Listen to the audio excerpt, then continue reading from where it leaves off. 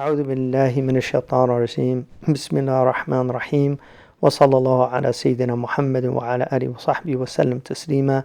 Assalamu alaikum wa rahmatullahi wa barakatuh. Today's sacred text message is taken from the chapter known as Ar-Ra'd, which is thunder, and it's the 41st ayah, in which Allah subhanahu wa ta'ala says, أَوَلَمْ يَرَوْا أَنَّا نَأْتِي الْأَرْضَ نَنْقُصُهَا مِنْ أَطْرَافِهَا. Haven't they seen how we diminish the earth from its edges? نَنْقُصُهَا مِنْ أَطْرَافِهَا. And then it says, وَاللَّهُ يَحْكُمُ لَا مُعَقِّبَ لِحُكْمِهِ وَهُوَ سَرِيعُ الْحِسَابِ.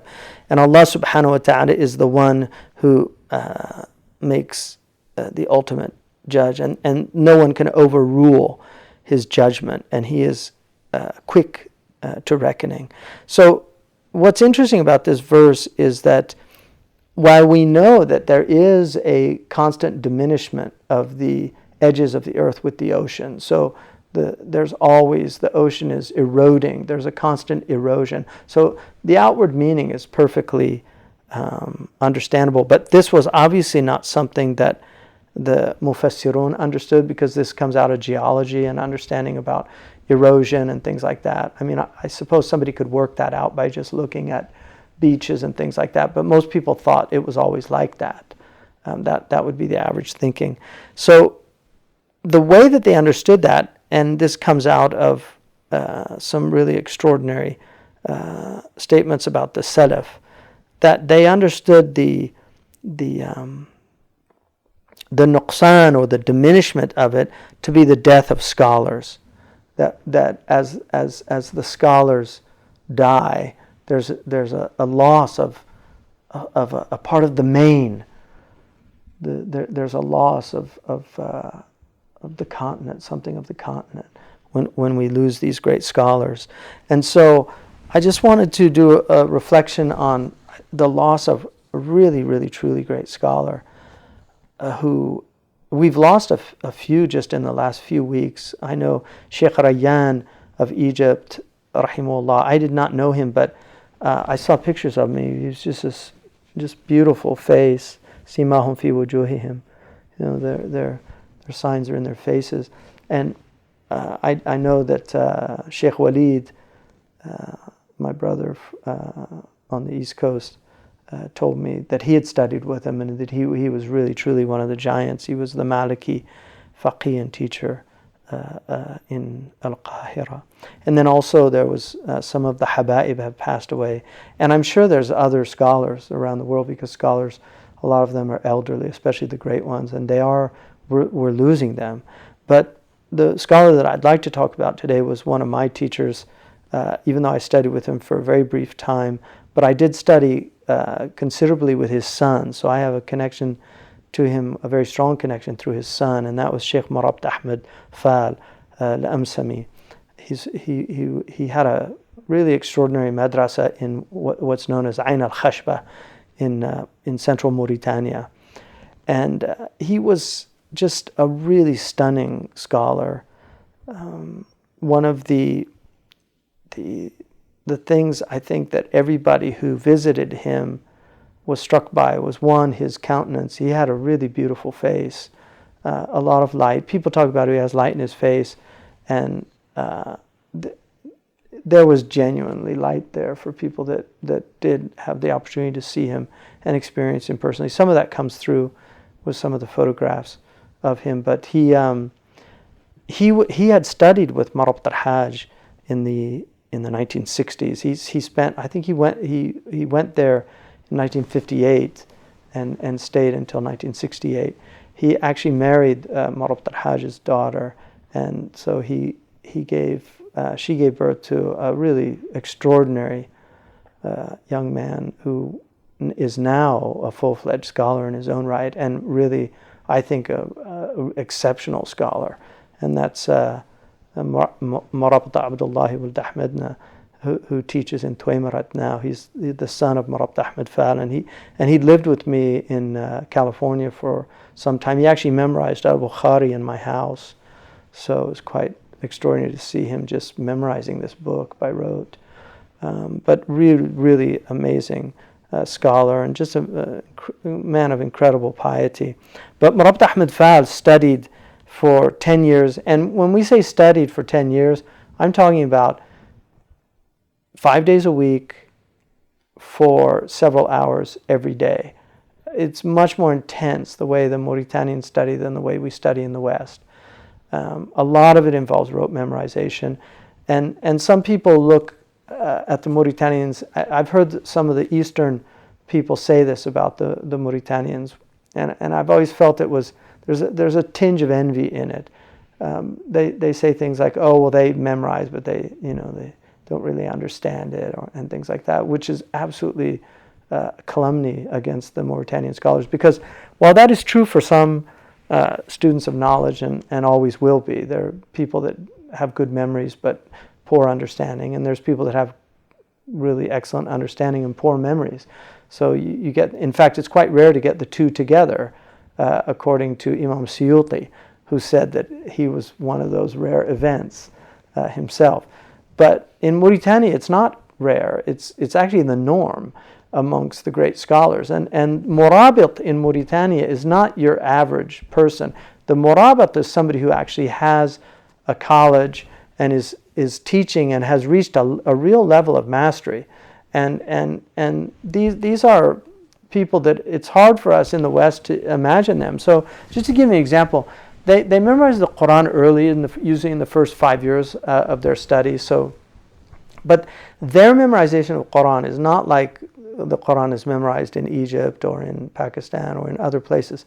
When the Mauritanians memorize the Quran, they memorize both riwayah of Nafi'. So Asim has two rawat. People that memorize the Quran in most places only know one of the riwayat of Imam Asim, whereas the Mauritanians learn both Qalun and Warsh. And then they study tajweed, and then they study rasm. So they don't consider you a hafidh unless you can actually write the entire Quran without making any orthographical mistakes.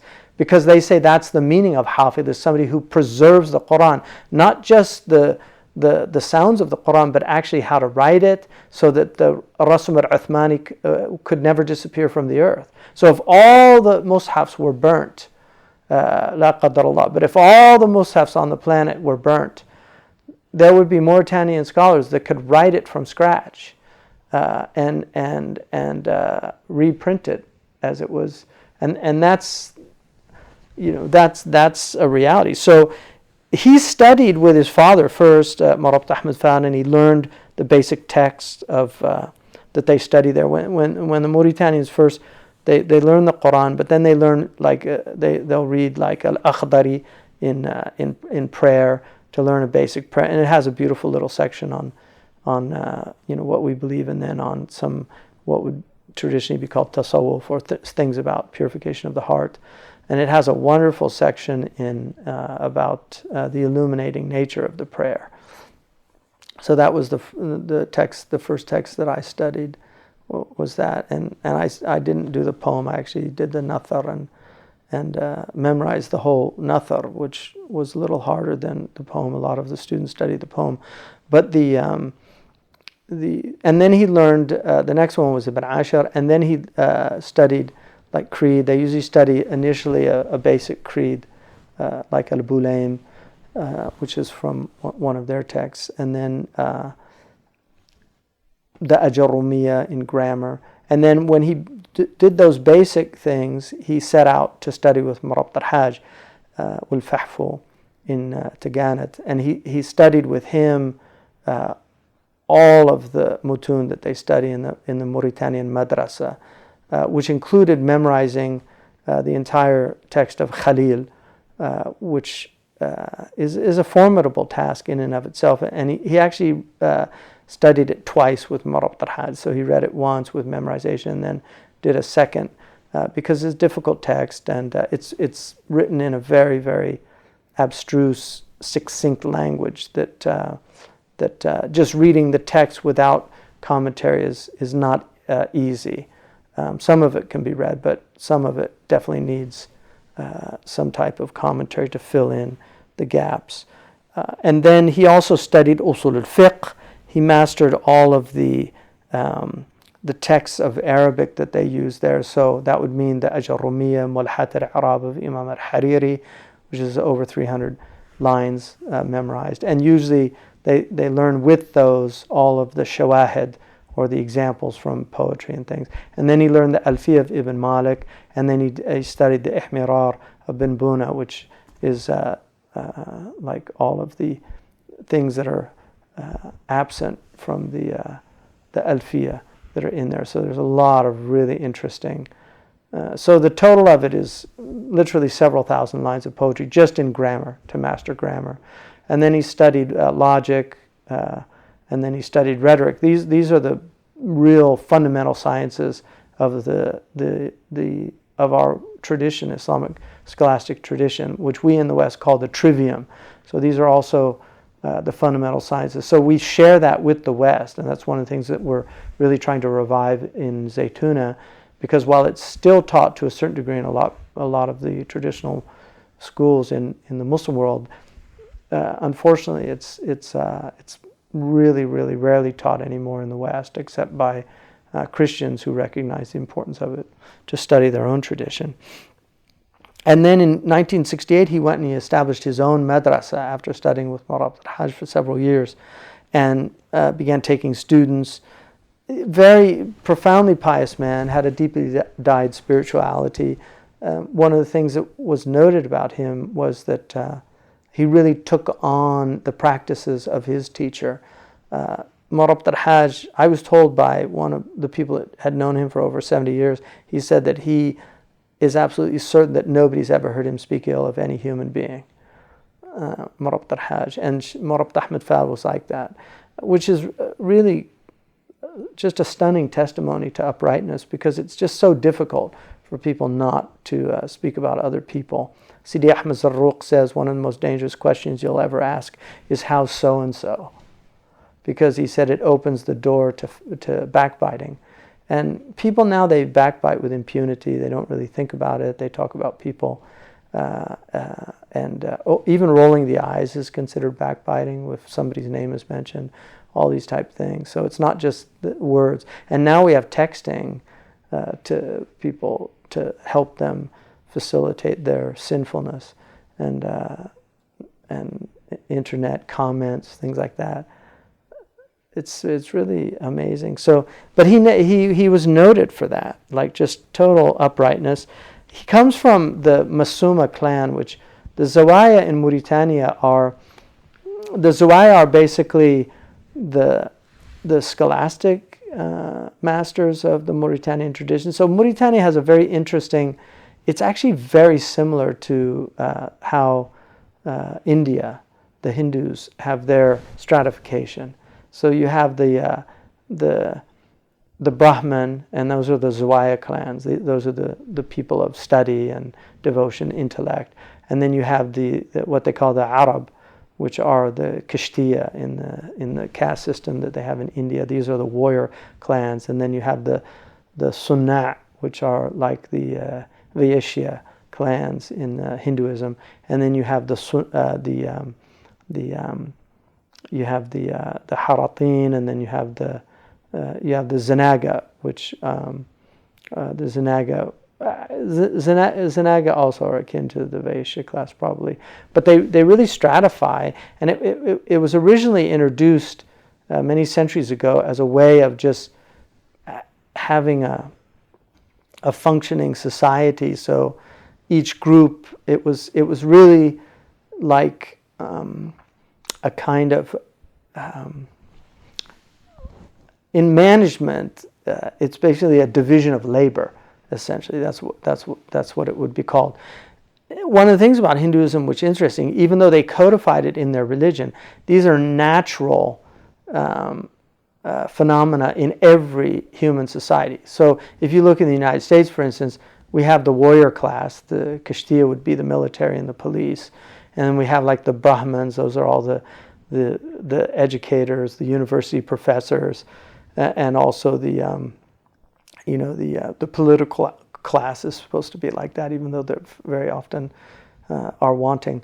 And then you have the Vaishya, which would be like the merchants and the commercial class. And then you have like the like people who serve our utilities, people that do those difficult jobs that a lot of people don't want to do. People like sanitation engineers, people that work in junkyards and other places. I mean, those are all jobs that need to be done, but it's a difficult job for people to do. So these are natural phenomena in societies. It's a very unusual aspect of life on Earth that these things don't go away for some reason. I mean, obviously, you don't want to see it proliferate. So a healthy society should do everything they can to mitigate these phenomena like homelessness and things like that. But they seem to be part of the world as far as we can tell, because they've always been around. So the Mauritanians have that interesting diversification of talent. And so the Brahmin class, this Zawaya class, they really take study very seriously. And Murabbit Ahmed Fad was a great example of that, of somebody who really went deeply into the sciences of Islam and could teach without notes all of these different sciences. I once heard Sheikh Muhammad Hassan Waldaddu told me in my house, he visited me once in my house, and he said to me, you know, that he could dictate 40 books in 40 sciences right now. And he wasn't boasting, he was just saying, just making a statement of fact. And there's a lot of truth to that. A Mauritanian, a master like Sheikh Abdullah bin Bayya could easily right now do an entire course on usul al-fiqh without having any recourse to notes. In fact, his book, which is called Amali al-Dalalat, which is now a textbook in Al-Azhar and several other colleges, Amali are dictations. He literally gave that book were lectures that he gave without any notes, and then it was transcribed, edited, and put into a book. And he can do it off the top of his head. I was once sitting with him, and somebody mentioned something that he'd read in a book by another scholar. I won't mention his name, people might recognize it, but he mentioned another scholar, and I said, I don't think that's the dominant opinion. I think that's a weak opinion. And I said, but let's wait till Sheikh Abdullah comes in and ask him. So because he was out, and so he came in. This was in Jeddah, and he came in, and I said, it was actually my friend Ahmed Shugeri who had asked the question. I said Ahmed Shugeri was reading this book, and he mentioned that the scholar said this, and Sheikh Abdullah bin Bayya said, He said, well, there's 8 opinions on that topic, and then he enumerated the 8th, and then he said, but that's probably the weakest. So it's surprising that he would mention that opinion. Another time I saw a very notable Azhari scholar who was younger, who came in and gave Sheikh Abdullah bin Bayya his book on usul al-fiqh. This is a true story. And Sheikh Abdullah bin Bayya opened the book, and he read just in the middle of the book, and he read a section, and he said, and then he just said to him, and he would never do this, like other than I think to as a teaching. The reason he did this, but he literally opened the book and he said, you're quoting Imam al-Ghazali here, but that's actually not his opinion. He mentioned that in this book, but actually his final opinion that he landed on is in the Mustasfa, and actually goes against this opinion. So you should make that correction the next time you print the book, because that was not his position at the end of his life. But that's an example of a real master, and this is part of the danger of writing books before we're prepared to write books, because it's just the amount of knowledge you have to do, especially when it's Islamic knowledge. One of the interesting things about Murabbit Ahmed Fad, rahimahullah, is that he didn't write much. He did write, he has a lot of responsa, or what we would call fatawa, but he didn't write much because the Mauritanians, the ulama tend to teach all the time, and so they don't have a lot of time to write when they run their schools. And I once asked his son if he would consider writing a commentary on Ibn Ashur that had dalils, And he said, Astaghfirullah, who am I to write a commentary on Ibn Ashir? And that's how they feel. There's a real sincere humility because they understand the level of knowledge that you have to do to have to do such things, and also the fear of just having to be responsible for that in the afterlife, of giving people guidance. So these are momentous things. But he was a beautiful man, and I'll just mention something really interesting.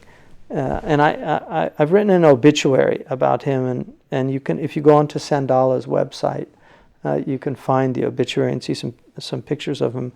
But one of the, and I'll just close in saying this, that one of the really interesting things is that I was sitting with him once, and we were talking about Marabt al-Hajj, who he had studied with, and I had studied with him for a much shorter time than he had. But nonetheless, we both benefited, immensely in the time that I spent with him, which was much less. But just any time with such people is just such a benefit. But he then talked about how fortunate we were to have him, because Marabt al-Hajj at the time was still alive. And he said that these people are the warathatul anbiya, as if he wasn't one of them. And then he recited these lines: لعمرك ما الرزية فقد مال ولا فرس تموت ولا بعير ولكن الرزية فقد قرم يموت بموته خلق كثير, which basically translates as calamity is not loss of wealth or the death of a mare or a dromedary. The real calamity is the death of a sayyid, a qarm, somebody who's a sayyid, like a master. The sayyid in Arabic is the one that you flee to in times of tribulation, who a source of refuge, and that's what the great scholars are. And obviously the Ahl al-Bayt are called Sada, because traditionally Muslims would yatawassuru bihim, like Omar tawassara bi Abbas. He said, we used to make tawassul with the Prophet, and now we make tawassul with Abbas, the uncle of the Prophet ﷺ. So the Sada traditionally were people that people would go to them in times of calamity, and they would ask them to pray in hopes that because they were relatives of the Prophet it would be answered. So the Sayyid is somebody that you need in difficult times. And he said, so the real calamity is the death of a Sayyid, who when he dies, multitudes die with him. So may Allah subhanahu wa ta'ala bless Marabt Ahmed Fah and give him light in his grave, and may all the men and women that benefited from him be in his mizan on the Day of Judgment, in his scales, inshallah, and may we be worthy of transmitting whatever he might have taught us, inshallah.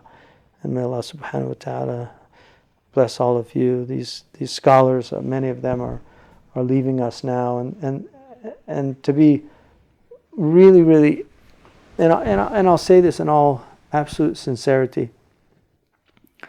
When I went to Mauritania for the first time, which it was in the early 80s,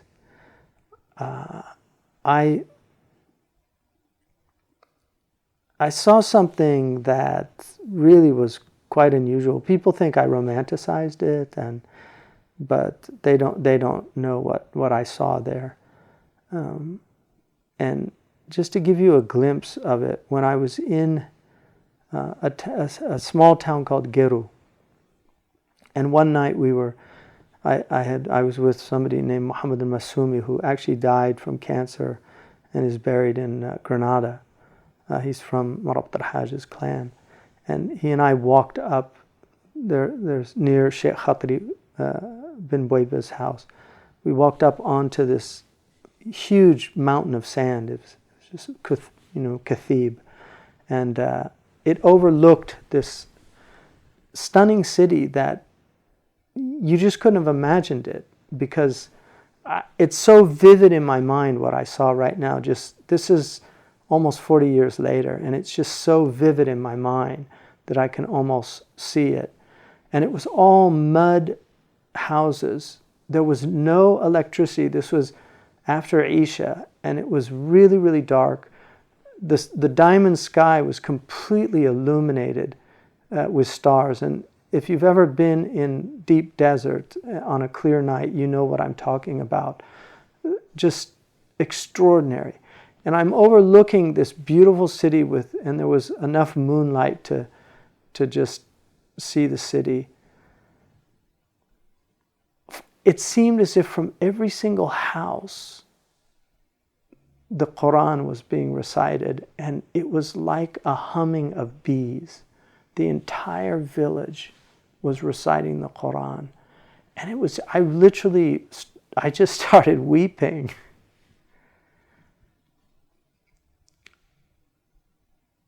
Just to see something like that, like a whole city reciting the Quran at night. And years later, I came back to the city, and every house had a satellite dish on it. And there were all these electrical wires everywhere. And there wasn't that Quran anymore. And I felt like, what does this mean? Because for hundreds of years, that's the way that town was. And just to change in such a rapid time was something so strange to see. And so when I say this, I mean, I can honestly say, people can say I romanticized it or not. I know what I saw, and I know what was there, and I know what's been lost. And even though there's still a lot of good in Mauritania, there's still a deeply religious culture. The changes that I've seen in Mauritania, they're overwhelming.